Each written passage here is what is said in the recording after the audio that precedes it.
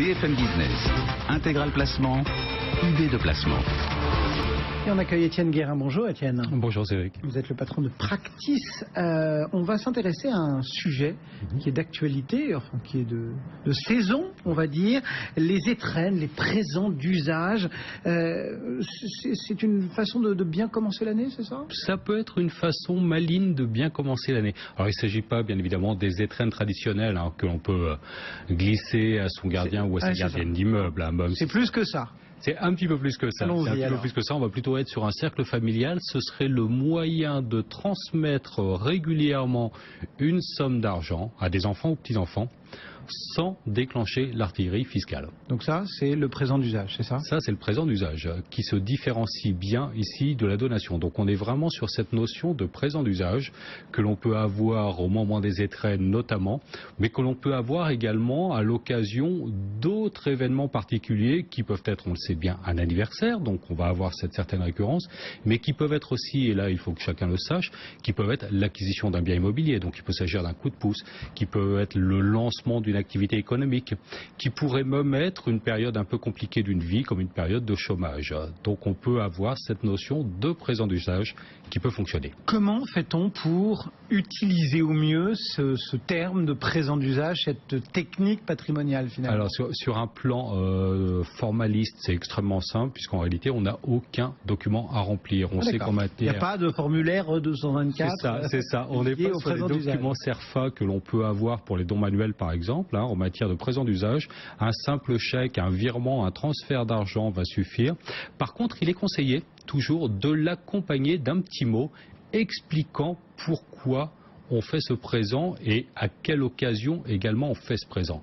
Ça veut dire que ce petit mot, le gratifier, on va dire, doit le conserver, c'est mieux? Absolument, il devrait le conserver. Il devrait le conserver, pourquoi? Parce qu'il faut savoir que sur un plan juridique et fiscal, ce qu'on appelle administratif, on n'a pas de définition du présent d'usage. Oui, c'est-à-dire que l'inspecteur, quand il va consulter le dossier, etc., qui va se rendre compte qu'il y a eu un chèque qui peut être significatif, qui a été donné, il va venir réclamer un petit peu des explications, c'est ça? Absolument, absolument. Et il faut savoir, dans ce cas-là, Cédric, que c'est au juge d'apprécier ou pas la notion de présent d'usage. En clair, si je reçois une somme d'argent que je l'analyse, moi, comme un présent d'usage, pour éviter toute fiscalité, notamment, mais que le contrôleur conteste et que le juge dit non, compte tenu du montant que vous avez reçu, notamment, et de la fortune de celui qui vous a transmis, votre parent, ici c'est une donation, vous devez acquitter des droits. Donc attention au montant. Pourquoi vous nous dites le juge? C'est-à-dire que qui va déceler finalement? C'est bien l'inspecteur du fisc. C'est l'inspecteur, oui. Et lui, c'est pas il va pas demander d'infos et c'est pas juste en lui montrant la petite carte en disant c'est un présent d'usage que ça va se régler. Oui et non, c'est-à-dire que lui peut très bien, alors si le montant est un peu conséquent, mais vous allez voir avec un petit arrêt que ça va assez vite tout de même.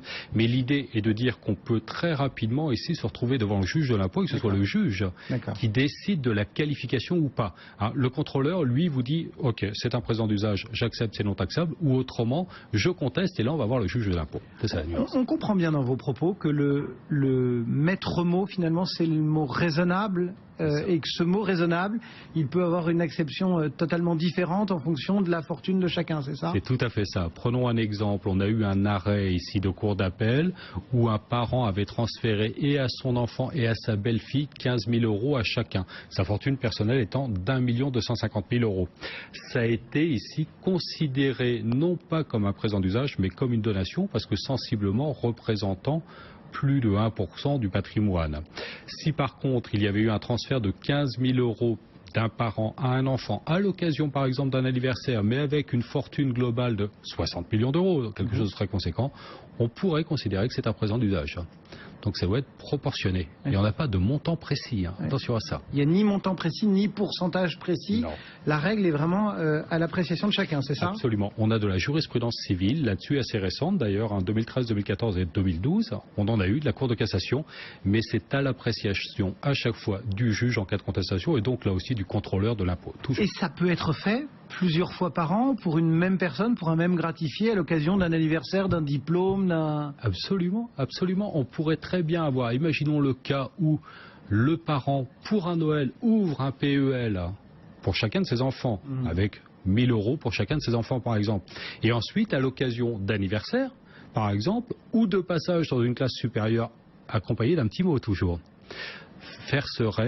procéderait à un versement complémentaire. Attention toutefois au versement régulier. J'ouvre un PEL de 1 000 € et je verse tous les mois 60 €. Le fait d'ouvrir le PEL, pas de souci, mais les versements réguliers et la périodicité viendraient compliquer. C'est plus du présent d'usage. PEL, ça marche aussi avec l'assurance vie, par exemple? Ça peut marcher absolument avec l'assurance vie de la même manière, tout à fait. Bon, donc on n'est pas obligé de passer par la case donation pour faire une donation tant qu'on reste raisonnable. Tant qu'on reste sur des montants raisonnables et des occasions bien identifiées, absolument. Ça s'appelle le présent d'usage. Voilà une technique patrimoniale expliquée et détaillée ce matin par Étienne Guérin. Merci beaucoup, Étienne. Merci à vous. À très bientôt. À bientôt. Étienne Guérin pour Practice.